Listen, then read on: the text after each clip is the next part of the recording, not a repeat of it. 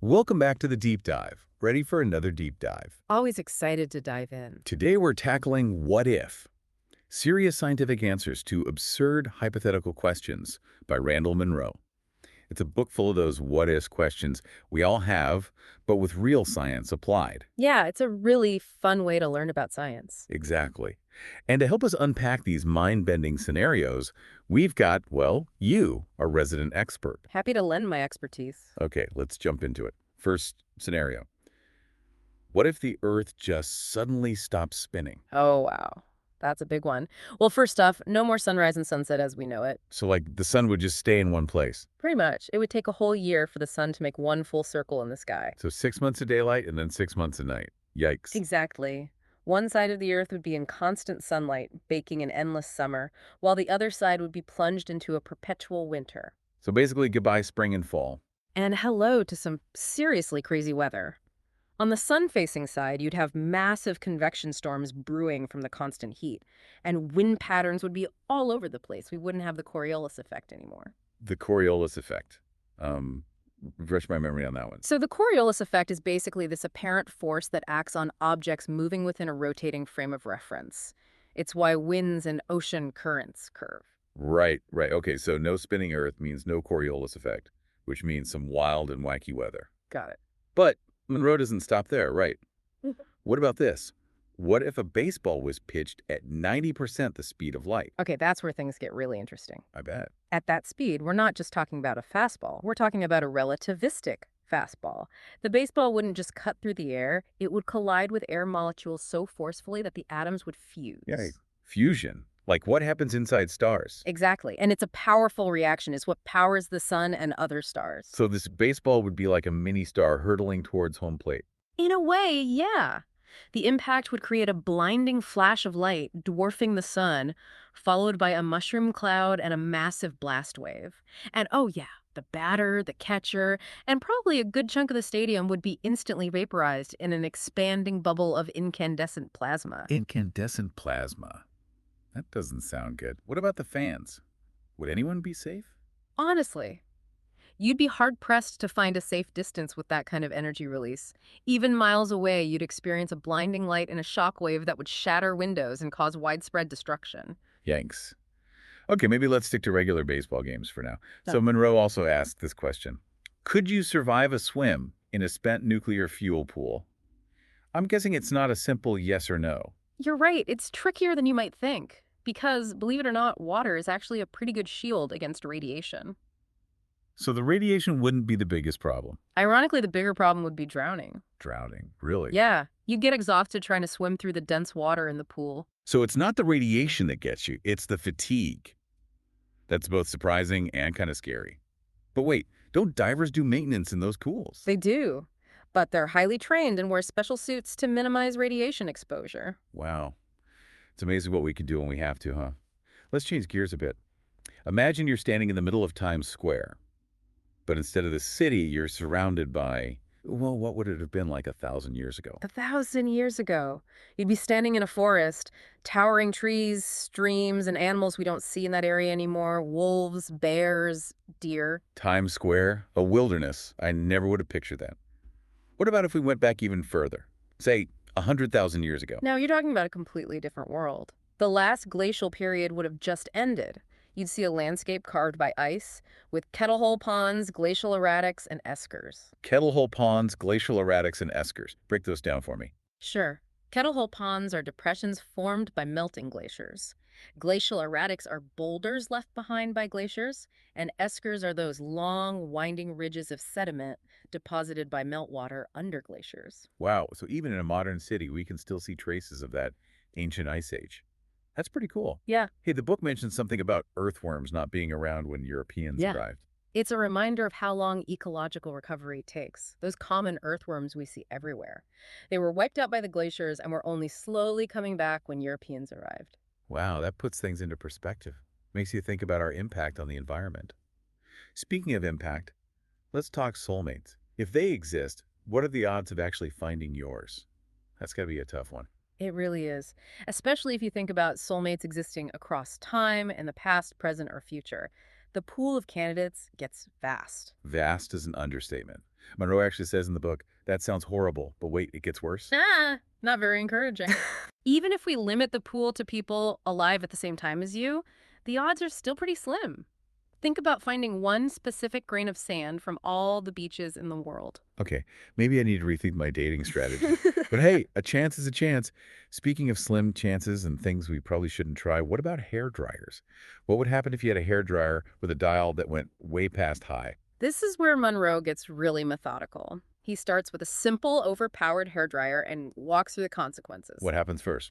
Meltdown, house fire. The hairdryer itself would definitely melt first. But as you crank up the wattage, things escalate quickly. You'd go from melting the hairdryer to igniting the surrounding environment, creating firestorms that could engulf cities. And eventually, planetary destruction. Kind of like that scene in H.G. Wells's The World Set Free, where a nuclear weapon reshapes the world. Exactly. It's a terrifying but fascinating look at pushing the limits of energy. But then Munroe throws in a funny solution. Okay, I'm all ears.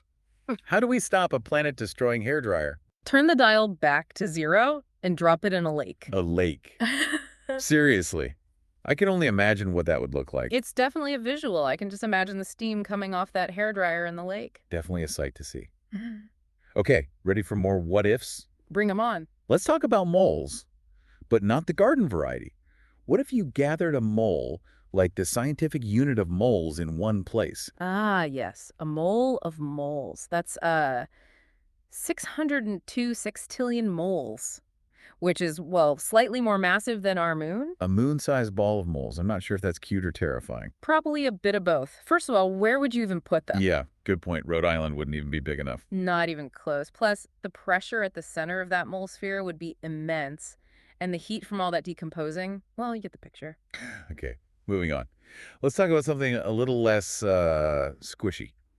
What about building a periodic table out of the actual elements? Oh, now that's a project I could get behind. Though there would be some safety concerns, to say the least. Yeah, I was just thinking that. Some elements would be fine, like gold or carbon. But others, like sodium or potassium, would react violently with water.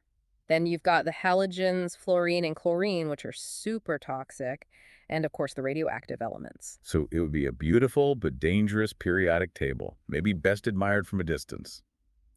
Okay, what if we took something designed for the ocean and launched it into space? Like a nuclear submarine in orbit. That's one of my favorite scenarios in the book. A nuclear sub is actually pretty well suited for space. Really? How so? The whole, the part designed to withstand pressure underwater, it would probably hold up just fine in the vacuum of space. So the submarine would be okay, but what about the crew inside? That's where things get tricky. No oxygen, extreme temperatures, and no way to steer or get back to Earth. It would be a one-way trip. A lonely and probably not very fun one-way trip. Mm. Okay, let's switch gears again. What if we tried to illuminate the moon with a laser pointer? How bright could we make it? That's a classic. And Munroe actually goes through a whole range of lasers, starting with a simple handheld pointer. And could we see that on the moon? Not really. But as he scales up to more powerful lasers like the megawatt lasers used in research, things start to get interesting.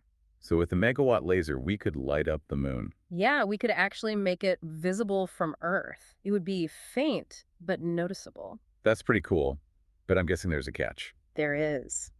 As you crank up the power, you start to do more than just illuminate.